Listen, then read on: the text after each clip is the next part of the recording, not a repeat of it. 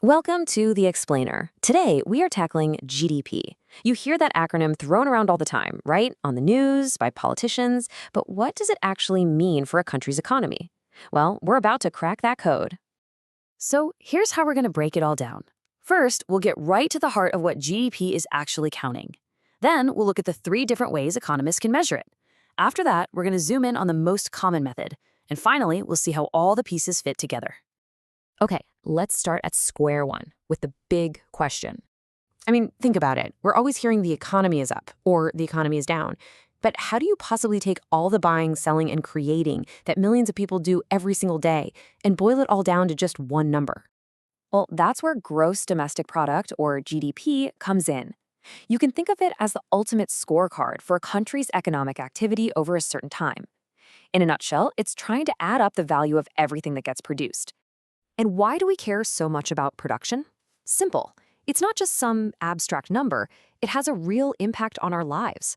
The more a country produces, the more stuff it can afford, the more jobs there are likely to be, and generally, the better off everyone is. Now, here's a little detail that can be kind of tricky. GDP follows the producer, not necessarily the location. So if a company based in, say, Japan has a factory in the United States, the value of what that factory produces counts towards the US GDP. It's all about where the economic activity is centered. So how on earth do economists calculate this massive number? Well, turns out there's more than one way to do it. They've actually got 3 different ways to look at the same economy. Yep, there are 3 distinct but totally equivalent methods for measuring a country's GDP. They are the production approach, the income approach, and the expenditure approach.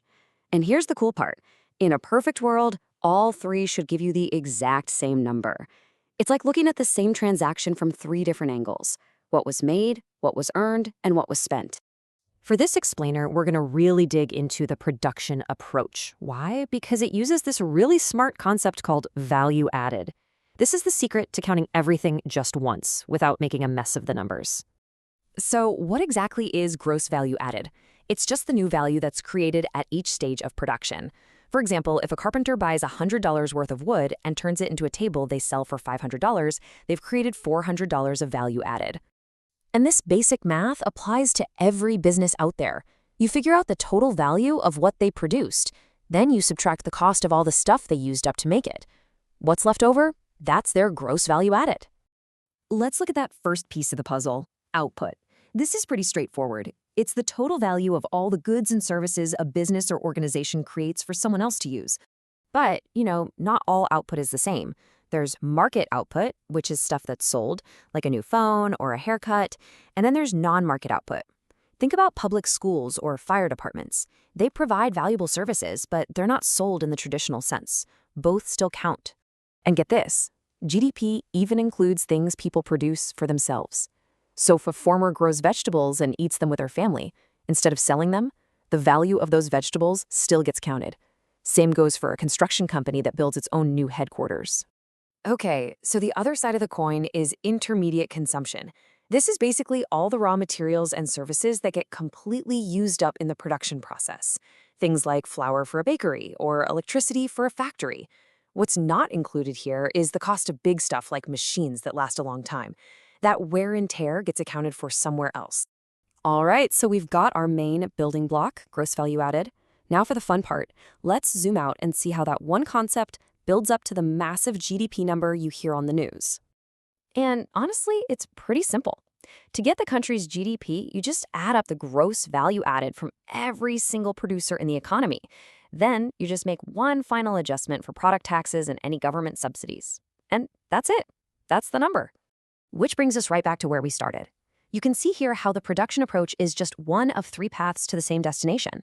Whether you add up all the value added, all the income earned, or all the money spent, you're just looking at the same economy through a different lens. Oh, and one last thing you might hear about is net domestic product, or NDP. The difference is really simple. Gross is the grand total. Net is that same total, but with the value of all the equipment that wore down or broke during the year subtracted out. It's kind of like the difference between your total revenue and your actual profit. So there you have it. GDP is an incredibly powerful tool for measuring an economy's production. But it leaves us with a really big question to chew on. Just because a country produces a lot, does that automatically mean it's a successful country? Does a bigger GDP always mean a better life for its citizens? Well, that's a whole other conversation, and it goes way beyond just the numbers. Thanks for joining us on The Explainer.